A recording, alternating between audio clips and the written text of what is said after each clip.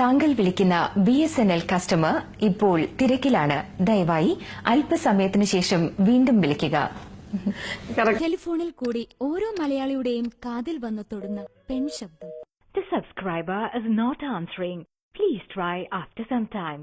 ഈ സബ്സ്ക്രൈബർ ഇപ്പോൾ പ്രതികരിക്കുന്നില്ല. ദയവായി അല്പസമയത്തിന് ശേഷം വീണ്ടും വിളിക്കുക. ഹലോ, ഞാൻ ശ്രീപ്രിയ.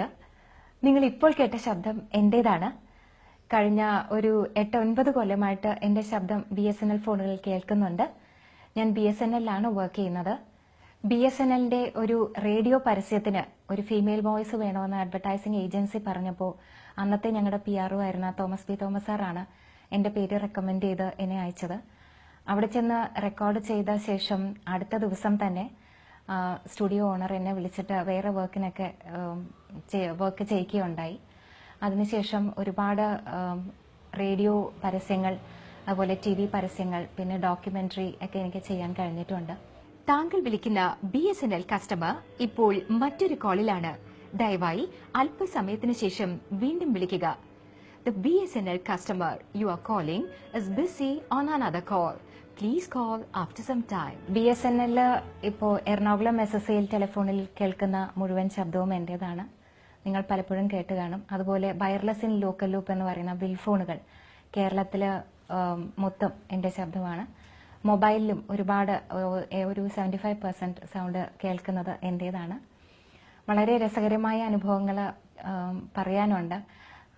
എന്റെ റിലേറ്റീവ്സിനും ഫ്രണ്ട്സിനും ഒക്കെ പലർക്കും അറിയാം എന്റെ ശബ്ദമാണ് അതിലെന്ന്. അപ്പൊ അവര് കാണുമ്പോൾ പറയാറുണ്ട്, എപ്പോഴും കാണുന്നില്ലെങ്കിലും ശബ്ദം കേൾക്കുന്നുണ്ടെന്ന് പറയാറുണ്ട്. പിന്നെ ഞാൻ BSNL വർക്ക് ചെയ്യുന്നതുകൊണ്ട് രാവിലെ തൊട്ട് വൈകുന്നേരം വരെ ഒരുപാട് തവണ എന്റെ ശബ്ദം ഞാൻ തന്നെ കേൾക്കാറുണ്ട്. ഫാക്സ് മെഷീൻ ഓൺ ചെയ്യുമ്പോഴാണെങ്കിലും ആരെങ്കിലും ഫോണിൽ കസ്റ്റമേഴ്സിനെ വിളിക്കുമ്പോഴാണെങ്കിലും ഒക്കെ കേൾക്കാറുണ്ട്. എന്റെ അമ്മ ഈയിടയ്ക്ക് ഒരു രസകരമായ അനുഭവം പറഞ്ഞു. അമ്മയുടെ സിസ്റ്ററിനായിട്ട് ഒരു ലോങ് ഡിസ്റ്റൻസ് കോൾ ഒത്തിരി നേരം ചെയ്തുകൊണ്ടിരിക്കുമ്പോൾ കണ്ടിന്യൂസ് ആയിട്ട് അമ്മയ്ക്ക് ഒരാൾ വിളിക്കുന്നതിന്റെ ഇത് വന്നുകൊണ്ടിരുന്നു. അത് കഴിഞ്ഞ് ചിറ്റയായിട്ടുള്ള ഫോൺ ഡിസ്കണക്ട് ചെയ്തപ്പോൾ എന്റെ അമ്മയുടെ ബ്രദർ സുഖമില്ലാതിരിക്കുന്നുണ്ട്. അദ്ദേഹം ബാംഗ്ലൂരിലാണ്. അദ്ദേഹമാണ് വിളിച്ച് ട്രൈ ചെയ്തുകൊണ്ടിരുന്നതെന്ന് പറഞ്ഞു. അപ്പൊ അമ്മ പറഞ്ഞു, എൻഗേജ്ഡ് ആണെന്ന് കേട്ടില്ലേ എന്ന് പറഞ്ഞപ്പോൾ അതുകൊണ്ടല്ല, പ്രിയയുടെ ശബ്ദമാണെന്ന് മനസ്സിലായി. അപ്പോൾ അത് വീട്ടിലുള്ള എല്ലാവർക്കും കേൾപ്പിച്ചു കൊടുക്കാൻ വേണ്ടിയിട്ട് ഞാൻ വീണ്ടും ട്രൈ ചെയ്തുകൊണ്ടിരുന്നാന്ന് പറഞ്ഞു. അങ്ങനെ ഒരുപാട് എല്ലാരും പറയാറുണ്ട് നല്ല കാര്യങ്ങളൊക്കെ. The BSNL customer you are calling is busy on another call. Please call after some time. താങ്കൾ വിളിച്ച BSNL കസ്റ്റമർ ഇപ്പോൾ മറ്റൊരു കോളിലാണ്. ദയവായി അല്പസമയത്തിന് ശേഷം വീണ്ടും ശ്രമിക്കുക. ഇപ്പോ ഞങ്ങൾ നേരത്തെ BSNL-ന്റെ ഓഫീസ് റിക്വയർമെന്റിനായിട്ട് സ്റ്റുഡിയോയിലൊക്കെയാണ് ചെന്ന് റെക്കോർഡ് ചെയ്തുകൊണ്ടിരുന്നത്. ഒരുപാട് റിക്വയർമെന്റ്സ് വരാറുണ്ട്. സിസ്റ്റം അപ്ഗ്രേഡേഷൻ വരുമ്പോൾ, അതുപോലെ ടെലിഫോൺ റവന്യൂ അക്കൗണ്ട്സുമായിട്ട് ബന്ധപ്പെട്ട ബിൽ പേയ്മെന്റ് ഡേറ്റ്സ് വരുമ്പോൾ, അങ്ങനെയൊക്കെ. ഇപ്പോൾ ഞങ്ങളുടെ പുതിയ principal general manager doctor PT Mathew sir charge എടുത്ത പിന്നെ സാറ് വളരെ പെട്ടെന്ന് ഡിസിഷൻസ് എടുക്കുന്ന ആളാണ്. സാറിന്റെ അടുത്ത് ഒരു സജഷൻ പറഞ്ഞു, നമ്മുടെ ഓഫീസിൽ തന്നെ റെക്കോർഡ് ചെയ്യാനുള്ള ഒരു സാഹചര്യം ഉണ്ടെങ്കിൽ നന്നായിരുന്നു എന്ന് പറഞ്ഞപ്പോൾ, കാരണം പെട്ടെന്നാണ് നമുക്ക് എമർജൻസിയാണ് ചെയ്യേണ്ടി വരിക. സാർ അപ്പം തന്നെ ഞങ്ങളുടെ കമ്പ്യൂട്ടർ സെല്ലുമായിട്ട് കോൺടാക്ട് ചെയ്ത് അവർ വന്ന് നമുക്ക് വേണ്ട അറേഞ്ച്മെന്റ്സ് ചെയ്തു തന്നു. ഇപ്പൊ എന്റെ സ്വന്തം കമ്പ്യൂട്ടറിൽ തന്നെയാണ് ഞാൻ ഓഫീസിന് ആവശ്യമായ എല്ലാ റെക്കോർഡിംഗ്സും ചെയ്യുന്നത്.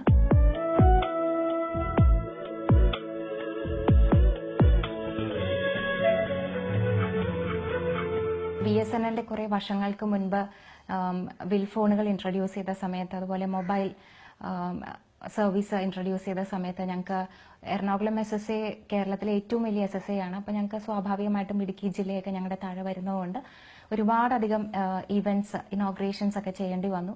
അതിനെല്ലാം നേരത്തെ പറഞ്ഞ PRO സാറ് പുറത്തുനിന്ന് ആദ്യം ഒക്കെ കുട്ടികളെ വിളിച്ചുകൊണ്ടിരുന്നു. പിന്നെ നമ്മുടെ തന്നെ ആൾക്കാരുള്ളപ്പോൾ നമുക്ക് ട്രൈ ചെയ്ത് നോക്കാമെന്ന് പറഞ്ഞ് എനിക്കൊരു അവസരം തന്നു. അപ്പോൾ അതിൽ കൂടി എനിക്ക് ധാരാളം ഈവന്റ്സ് കമ്പയർ ചെയ്യാൻ പറ്റി. അങ്ങനെ BSNL-ന് വേണ്ടി ഈവന്റ്സ് ചെയ്യുന്നത് കണ്ടിട്ട് മറ്റു പല ഗവൺമെന്റ് ഓഫീസുകളിൽ നിന്നും വിളിക്കാറുണ്ട്.